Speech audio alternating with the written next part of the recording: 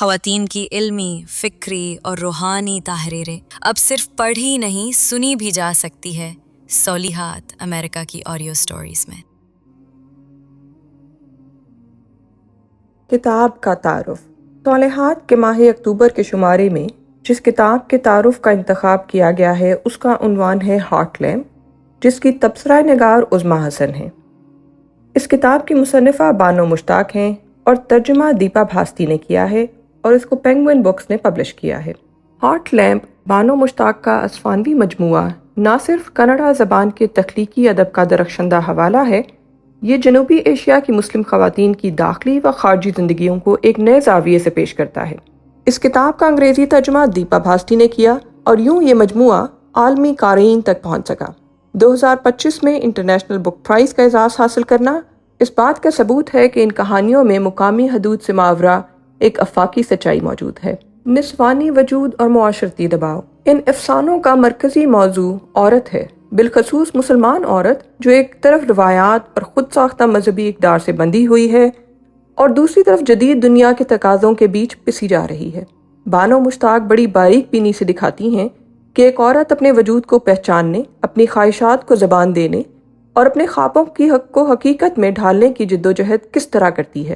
مردانہ معاشرتی رویے، خاندانی جبر اور مذہبی و ثقافتی پابندیاں یہاں محض پس منظر نہیں بلکہ کہانی کے بنیادی دھاگے ہیں۔ اسلوب اور بیانیہ۔ مصنفہ کا اسلوب سادہ مگر بھرپور ہے، زبان میں روزمرہ بول چال کی جھلک ہے، لیکن اس کے اندر شاعرانہ تاثر بھی ملتا ہے۔ کردار عام گھروں کے عام لوگ ہیں، مگر ان کے دکھ سکھ، ان کی محرومیاں اور ان کی مزاحمت انہیں غیر معمولی بنا دیتی ہے۔ مترجم نے کنڑا کے ساتھ ساتھ اردو اور عربی زبان کی خوشبو کو بھی برقرار رکھا، جس سے کہانیوں میں تہذیبی رنگ مزید ابھر کر سامنے آتا ہے۔ کنڑا زبان انڈیا کے صوبے کرناٹکا کی سرکاری زبان ہے اور ہندوستان کی کئی دیگر ریاستوں میں بھی اچھی طرح بولی اور سمجھی جاتی ہے۔ موضوعات کی وسعت۔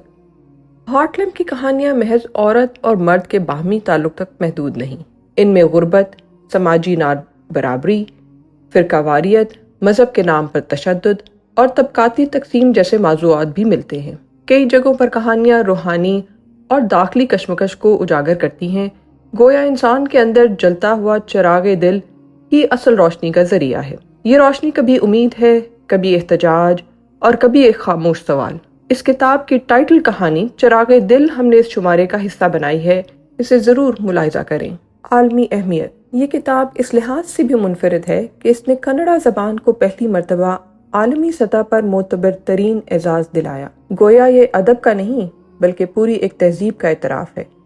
بانو مشتاق نے ایک مخصوص خطے کی مسلم خواتین کی زندگیوں کو کہانیوں کا موضوع بنایا، مگر ان کے دکھ اور جدوجہد دنیا کی ہر عورت کے تجربے سے جڑتے ہیں۔ یہی آفاقیت اس کتاب کی اصل کامیابی ہے۔